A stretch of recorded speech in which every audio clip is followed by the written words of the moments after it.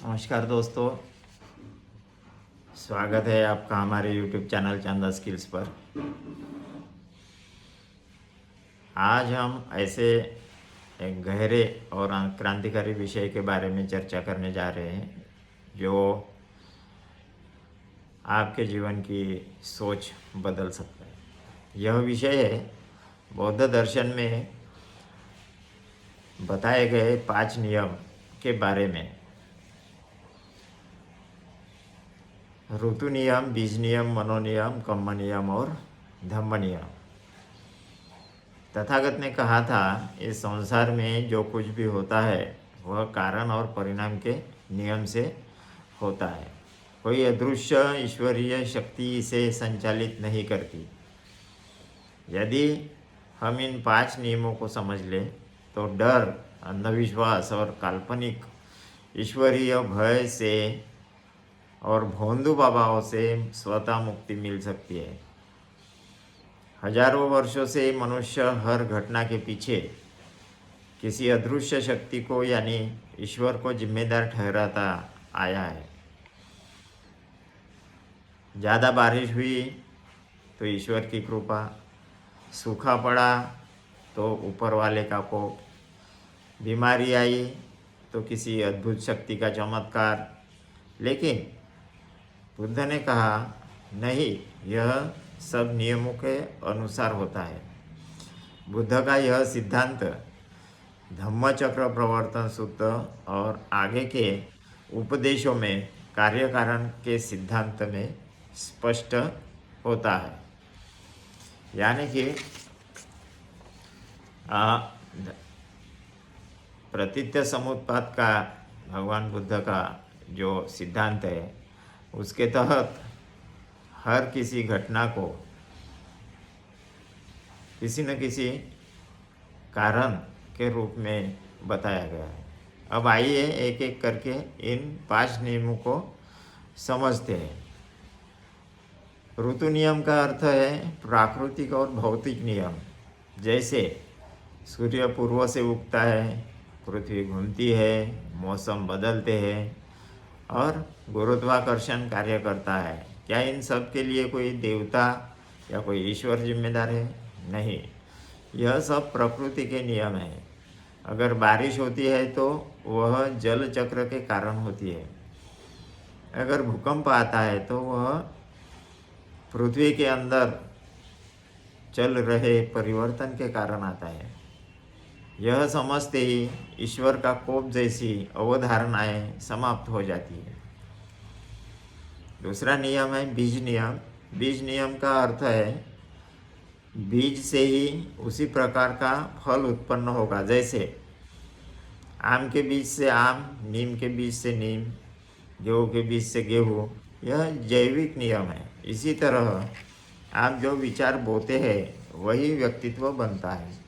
अगर समाज में हिंसा बोई जाएगी तो हिंसा ही फलित होगी, और समाज में अंधश्रद्धा और झूठ बोई जाएगी तो उसके फल और भी डरावने होंगे। यह नियम बताता है किसी चमत्कार से कुछ नहीं बदलता, कारण बदले बिना परिणाम नहीं बदल सकता। आइए तीसरे नियम की बात करते हैं, मनोनियम। मनोनियम कहता है कि मन की अपनी प्रक्रिया और नियम होते हैं। जैसे भूख लगेगी तो मन खाने की तरफ दौड़ेगा, क्रोध आएगा तो बेचैनी होगी, करुणा आएगी तो शांति होगी। यह कोई ईश्वर नियंत्रित नहीं कर रहा है, यह एक मानसिक प्रक्रिया है। और आज आधुनिक मनोविज्ञान भी इसे स्वीकार करता है। बुद्ध ने ध्यान के माध्यम से मन को समझने की विधि दी है, जिसका अनुभव उन्होंने बोधगया में बोधि वृक्ष के नीचे किया है। मन को समझ लो तो जीवन को समझ लोगे। मन ही अपने जीवन में घटने वाली सभी चीज़ों के अग्रणी है। चौथा नियम है कर्म नियम, कर्म का सिद्धांत। कर्म नियम का अर्थ है हर कर्म का परिणाम होता है।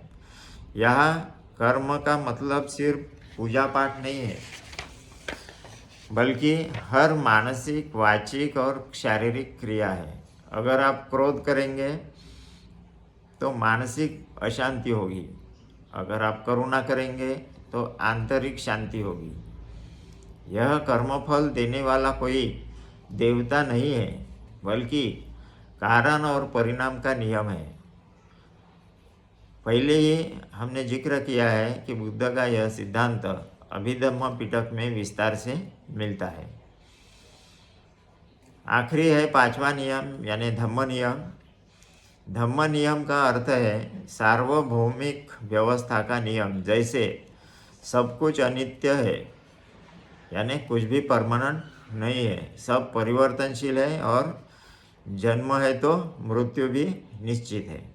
यह नियम किसी के विश्वास से नहीं बदलता, यह सत्य है, चाहे कोई माने या न माने। बुद्ध ने कहा जो उत्पन्न हुआ है वह नष्ट होगा, यही धम्म का नियम है।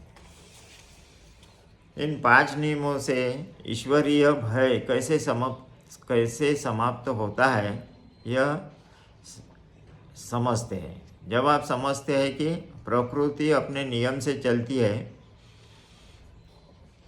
बीज अपना परिणाम देता है, मन अपने नियम से कार्य करता है, कर्म का फल कारण और परिणाम से मिलता है, धम्म सार्वभौमिक सत्य है, तब आपको किसी काल्पनिक शक्ति से डरने की आवश्यकता नहीं रहती। जीवन समझ में आता है, जिम्मेदारी स्वयं पर आती है, और यही है सच्ची स्वतंत्रता। बुद्ध ने कभी अंधविश्वास को प्रोत्साहित नहीं किया। उन्होंने कहा अत्तदीप भव, स्वयं अपना दीपक बनो। उन्होंने जांचने, परखने और अनुभव करने की बात कही।